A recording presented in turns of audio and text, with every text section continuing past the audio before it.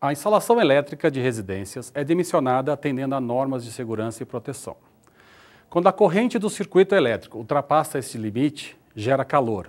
Os fios elétricos são concebidos para suportar uma determinada quantidade de calor em seu isolamento.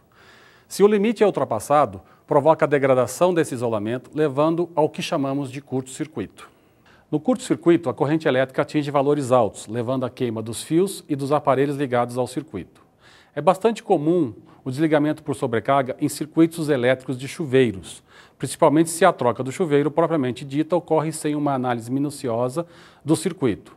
A simples troca por modelos mais potentes, visando um conforto maior, pode vir a causar transtornos aos usuários.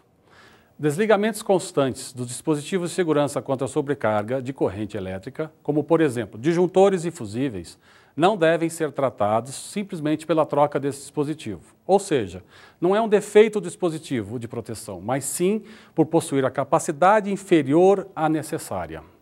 Neste caso específico, deve ser avaliado o circuito como um todo, avaliando-se a fiação e o dispositivo, tendo em mente que os três componentes, chuveiro, fiação e dispositivos de proteção, devem estar coordenados entre si. Outro ponto de sobrecarga bastante comum é a utilização de adaptadores conhecidos como T ou benjamins. Com a necessidade de se ligar mais de um aparelho em um mesmo ponto, a capacidade deste pode ser excedida. A quantidade mínima de pontos muitas vezes não atende à necessidade do usuário, que ao invés de solicitar um novo dimensionamento, simplesmente utiliza-se dos adaptadores. Ao utilizar esses adaptadores e conectando diversos aparelhos, não só ultrapassa a capacidade do fio, como também da tomada e do próprio adaptador, podendo mais uma vez levar a um curto-circuito. Um disjuntor desarmado ou um fusível queimado pode ser sinal que houve uma sobrecarga no sistema elétrico. Verifique no quadro geral de disjuntores ou fusíveis se há um disjuntor desarmado. Uma dica: a chave parece que fica meio mole, sem resistência quando se tenta religá-la.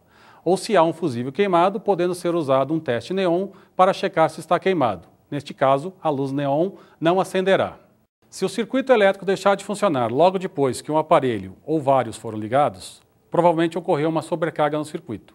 A dica neste caso é religar um ou mais aparelhos em outro circuito que esteja funcionando para eliminar a sobrecarga.